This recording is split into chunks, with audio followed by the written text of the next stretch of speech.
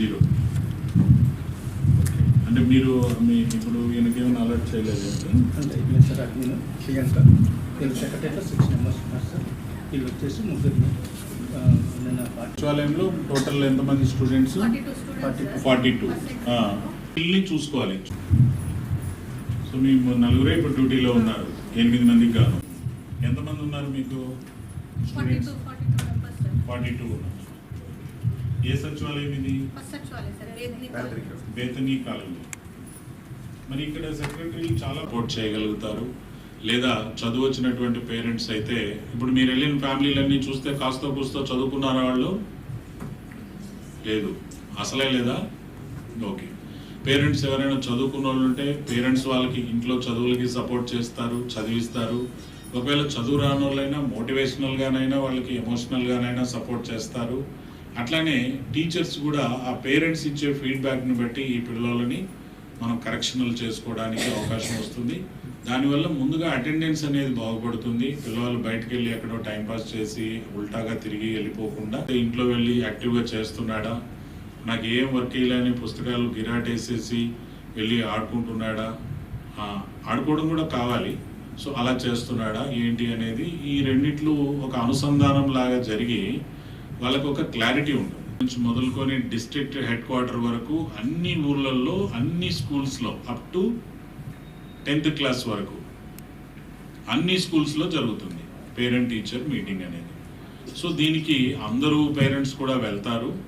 గతంలో దీనికి private schools, మీలో ఎంతమంది ప్రైవేట్ స్కూల్ చదివారు? Hand raise. గవర్నమెంట్ కాకుండా ప్రైవేట్లో హ్యాండ్ రైజ్. గవర్నమెంట్ స్కూల్ చదివిన వాళ్ళు హ్యాండ్ రైజ్. ఓకే, కూర్చోండి. సో ఏంటంటే ప్రైవేట్ స్కూల్స్లో అయితే కనుక పేరెంట్ టీచర్ మీటింగ్ జరుగుతుంది. మీ అబ్బాయి యొక్క అటెండెన్స్ ఎలా ఉంది అనేది కూడా వాళ్ళకి క్లారిటీగా పేరెంట్స్కి తెలుస్తుంది. అంటే స్కూల్కే వెళ్తున్నాడు, పక్కకి ఎక్కడికి వెళ్ళట్లేదు అనేది.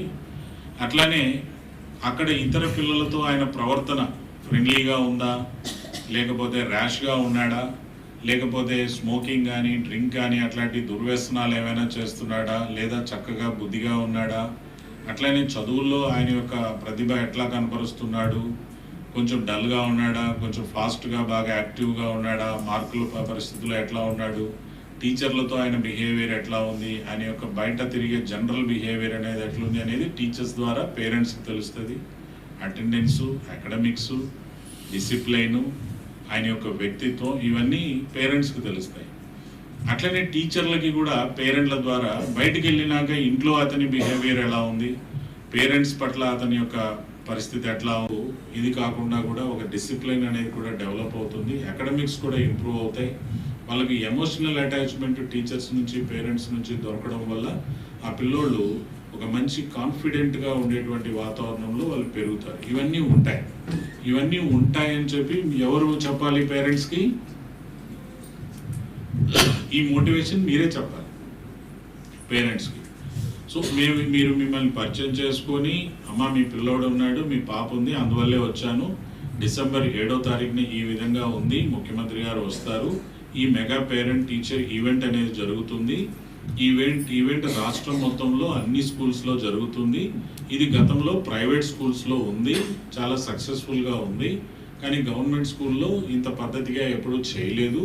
మన ముఖ్యమంత్రి గారు చొరవ తీసుకొని దీన్ని ఒక పద్ధతిగా చేయాలని చెప్పి ఆలోచించి ఆయన మైండ్ పెట్టి చేస్తున్నారు. స్టేట్ కార్యక్రమం మన ఊళ్ళో జరుగుతుంది. కార్యక్రమం ఎక్కడ జరుగుతుంది? స్టేట్ లెవెల్ కార్యక్రమం బాపట్లలో జరుగుతుంది. బాపట్లలో ఎక్కడ జరుగుతుంది? మున్సిపల్ హై స్కూల్లో జరుగుతుంది.